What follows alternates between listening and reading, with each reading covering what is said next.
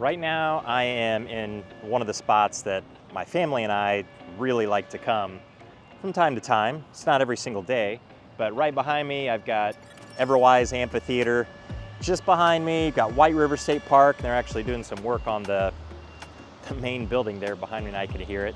But other than these two places, especially Everwise, Victory Field is right on the other side of this school bus here, and I can hear them actually knocking on their window at me. Who's the weirdo guy with the camera out there? There's a huge band competition going on at Lucas Oil Stadium right now, and there are a lot of people in that particular vicinity. So this is a spot that if you were to come to, it kind of doesn't matter really what's going on.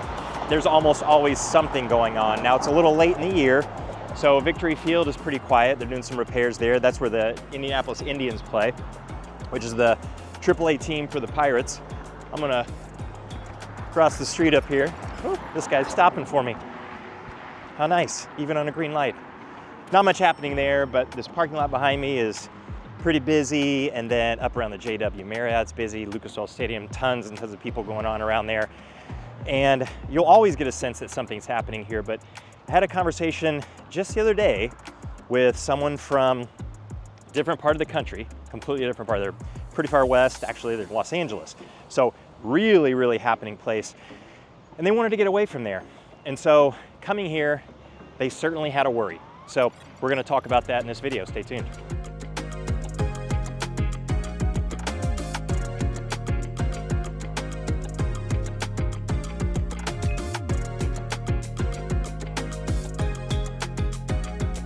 Hey everybody, I'm Jason Compton with the Living in Indianapolis team and channel.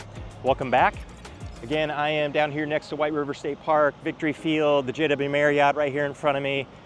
Big, really nice hotel, a lot of conventions, a lot of events, things like that happen there.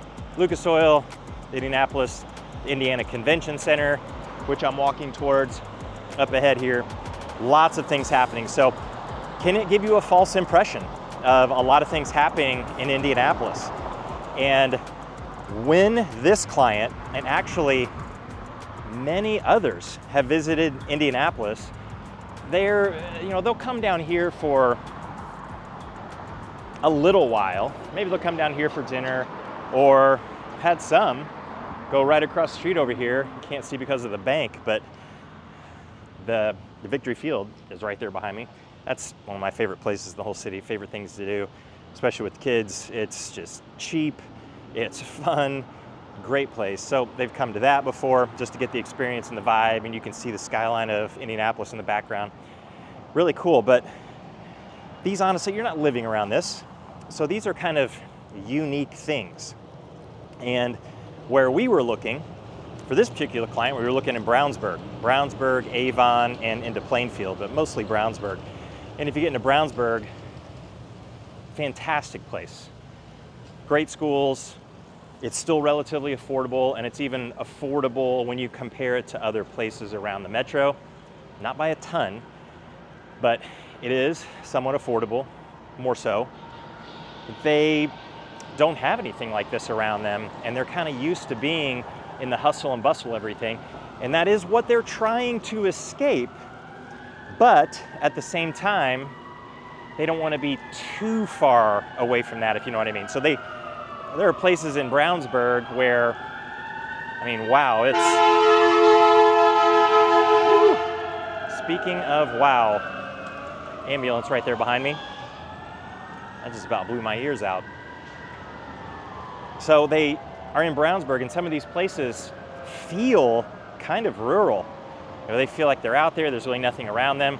And truly, if you have a Brownsburg address, you're not technically really rural. Somebody who lives in a really rural location is probably gonna get mad at you for saying that, because when you have to drive 20, 25, 30 minutes to anything major, sometimes maybe even to a gas station, but certainly a grocery store or a Target or something big, a Walmart, Meijer, that is certainly more rural, where you gotta plan your weekend before you come home, because you know you're not gonna leave the entire time. You're out at your property, and that's where you're gonna be until the next week. So they're worried about that. And that's a legitimate worry I can see, but just want to make sure that people are rest assured that it's not really the case. However, everybody's opinion is a little bit different as to what that rural really is. So they're worried about that. Is it not happening enough? Is it happening? How far away am I from anything that I really want to get to, maybe on a Friday night, like to one of the Indians games? And this, unfortunately, is going to really date this video, but if you're watching this 2 years from now, 3 years from now, I mean, maybe a huge event. By the way, I'm right here in front of that JW Marriott. Lots of people coming in and out, but huge worldwide things that pop up.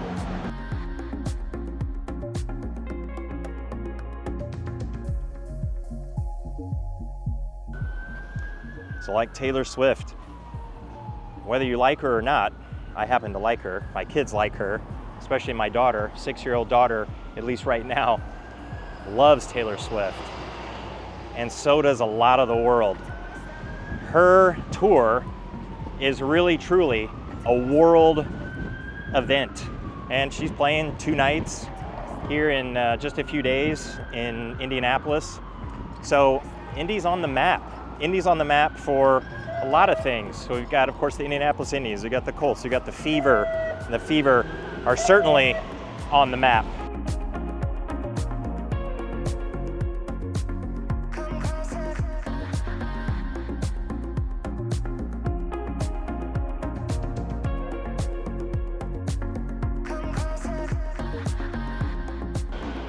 We've got all these conventions that are going on from around the country and international.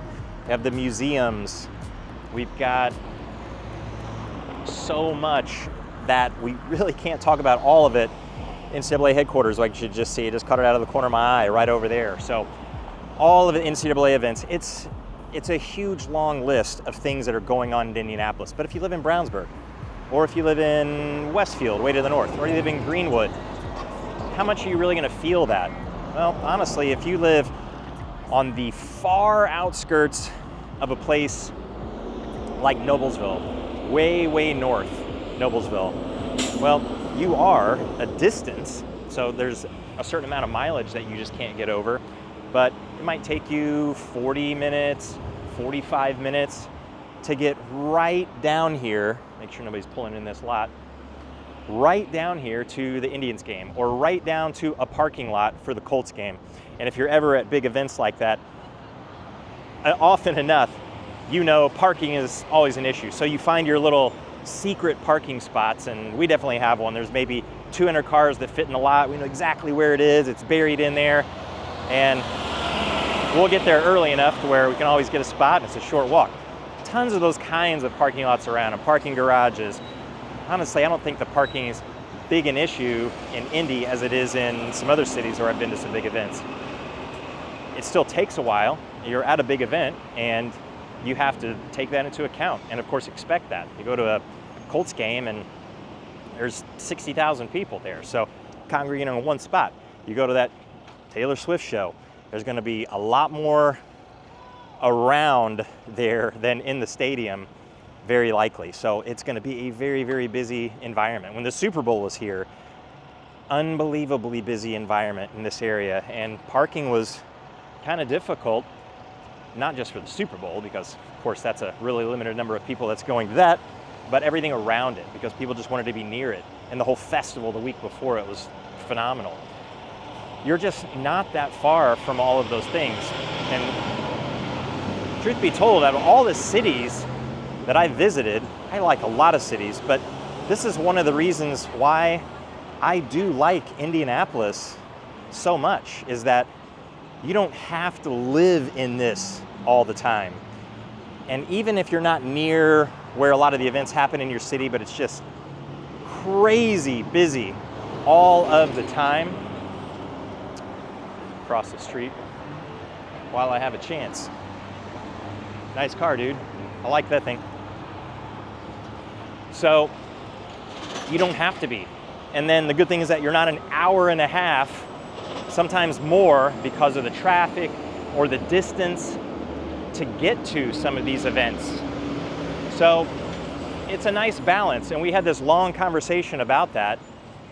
And while it's me maybe making a video about it and answering more people's questions regarding something like that, or he and I just talking about it, I feel like you need to see it to believe it too.